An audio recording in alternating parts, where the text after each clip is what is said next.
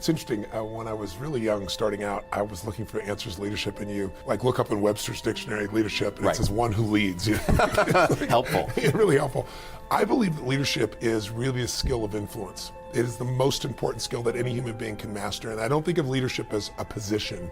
I see it as a skill, a tool that all of us have to have. In other words, the quality of your life, I really believe, comes down to your level of leadership.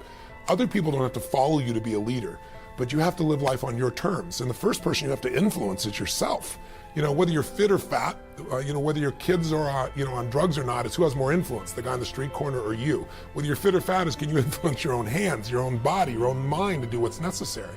So I think to be able to influence the thoughts, the feelings, the emotions, and the actions of another human being, that's what leadership is. And quality leadership, obviously authentic leadership, is one where it's servant leadership. You're looking to influence those thoughts, feelings, emotions, and actions for a greater good, not just for yourself. And I think the people that master that are the people that you know about. I mean, they're captains of industry. They're people that are celebrities because they've learned how to influence people. They are some of the greatest teachers, some of the greatest scientists, because you can't just come up with ideas. Ideas will die on your lips unless you become a person of influence, and that's what leadership is. What's the third key? Well, that third step is you got to get a role model that inspires you and really shows you the way. One of the biggest things that'll change you once you're mentally and physically strong is you need to believe. You need to not just have a sense of certainty, but you got to believe that there is a pathway to get to where you want to be. Whatever it is you want to change, whether it be your body, your mind, your emotions, your finances, your relationship, you need a role model. So, for example, last October, I realized I only had a few minutes to be on television. How do I get these people that think they've lost their nest egg and it will never come back to not just think I'm being positive, but show them a real example? That's what a role model is, I should say. It's a real example. So I thought, well, the best example is just show them history. So at that time, they interviewed me and they said, well, many stocks have gone from $80 and the last few months they're down to $8. I said, well, let me tell you the good news and the bad news. Some of those $8 stocks are going to be $5 or $2 or $1. Many of them are going to go to 75 cents. And, people want to hold back and saying, well, that's not very positive. I said, well, here's what's positive. If you study the patterns of history, if you look back to what happened in the 1930s, if you see what happened in the 1970s, during that time as well, when the market went through this huge crash in the Depression or in the 70s, there was a period of time not that long afterwards when there was this big growth. An $8 stock that went down to $1 or 75 cents didn't make it back to $80 right away. That took decades. But a 75-cent stock that had been $80 or 50 or 60 would go from 75 cents to $5 literally in a month or two or three. It's happened twice before. It's happened during the same pattern. There's a role model for this. That means you would go from 75 cents to $5. That's a 2,000% increase. That's a greater return than most investors will see over their entire lifetime, and it can happen in 2 or 3 months. You can make it back. Now, I said, but I don't know if now's the time to jump in. I just know that time is coming. You got to study it. And then, I told investors, look at Sir John Templeton. He had just passed away a few months before. I was fortunate enough to know him. If you don't know the name, he's one of the greatest investors in history. And he became an investor, a billionaire, I should say, by being an investor, and he started with $10,000. How do you do that? He did it because he believed you make all your money at times of maximum pessimism. That was his role model. In 1939, the Depression is going on, Hitler invades Poland, and he's in a place where all heck is breaking loose, and he took his $10,000 and he invested it all he could in the stock market, bought stocks that cost $1. Many of these stocks were near bankruptcy. But what do you think happened after the war? Things got back to normal. The season always comes back. He became a billionaire from those investments. He invested in Japan when no one would invest in Japan because no role model would do that.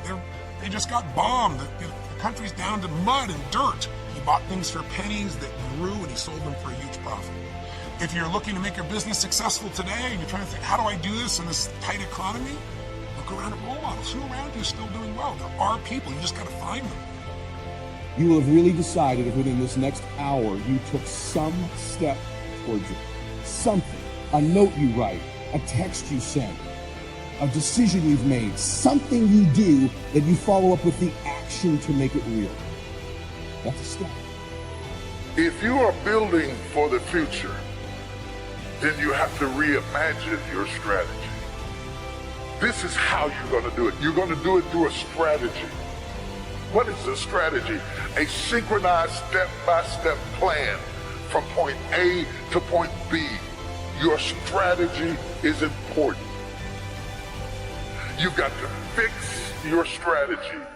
If you've been doing what you've been doing for 5 years and it's not working, it doesn't mean you need to give up your idea. You might need to give up your strategy. Okay, mental exercises. So, feed the mind, debate, exercise, a continual diet. You can't go too long in between the classes and the schools and the seminars and the sermons where things are being taught of value. Here's what else is important. You got to go to everything you can afford. Have a good plan, weekly plan, monthly plan to go to a variety of things, go to a variety of things, go to a variety of things. And don't miss the chance. Even if you're involved in a certain company and they say, we're going to have a training class, you say, I've been to one of those. I'm asked, you got to go again, and you got to go again. You can't get it all the first time. When they call a little training class, make sure you're there. Here's why. Some of them are going to be life-changing. And you don't know which experience is going to be life-changing. You can't pick the one. You just got to go, go, go, go. One is life-changing. You go again, you go again, you go again. Another one is life-changing. The most powerful tool that you have right now in your life, in your body, is your mind. And your mind is so strong and so powerful that the Bible said it is with the mind that we serve the Lord. That's why the enemy fights you in your mind. He fights you in your mind. For as a man thinketh in his heart, so is he. The devil doesn't have to tie you up for you to be bound. He just has to tie up your head with stress, with worry, with aggravation, with low self-esteem, with pettiness, with anger, with hostility, with rebellion. And he can make you physically sick because your mind is sick. But somebody in here tonight is about to get a miracle in your head. It's not what happens that determines the major part of your future. It's not what happens. What happens to us all. The key is what you do about it. It's not what happens, it's what you do about it. And he said, if you will start that process of change, do something different the next 90 days than you did the last 90 days, like picking up the books to read. Do something different, like the new health relationship with your family, whatever it is, doesn't matter how small it is. You'll start doing different things with the same circumstances. Since we cannot change the circumstances, but we can change ourselves. We can change what we do. Then he gave me another secret to success when he said, what you have at the moment, Mr. Rohn, you've attracted by the person you've become.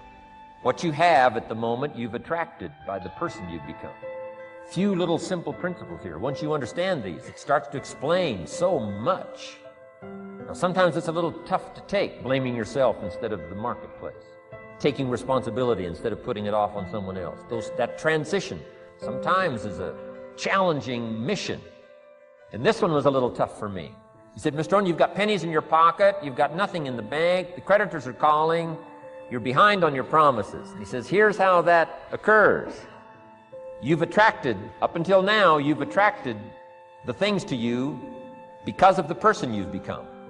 Now I said, well, how can I change all that? He said, very simple. If you will change, everything will change for you. You don't have to change what's outside. All you've got to change is what's inside. To have more, you simply have to become more. And then he said, don't wish it was easier, wish you were better. Don't wish for less problems, wish for more skills. Start working on yourself, making these personal changes. And he said, it'll all change for you. I got a telephone call 5 years ago. Company said, we're ready to expand internationally, we need some help. I was sort of semi-retired, looking for the next exotic beach. They said, no, Mr. Rohn, we got a project for you. We're going to expand internationally, we could use your help. Next little while, we'll add some millions to your fortune, make it worth your while. I said, okay. I thought later, isn't that interesting that they called me? My second thought was, of course they'd call me. Who else would they call? I mean, you know, I could get the job done. No, Daddy, no. I'm telling you, Isn't this weird? I'm telling you, it seems like when you owe a lot of money, it just the time go by so fast. I can't believe it. I can't believe it. It seems like, oh my goodness, the days are just flying by. And when I wake up in the morning, I look at myself and I always say, I thank God for being able to wake up this morning in my right mind. All things work together for good for those who love God and those who are called according to his purpose. Lord, whatever I face today, together you and I can have it. What day is it you said?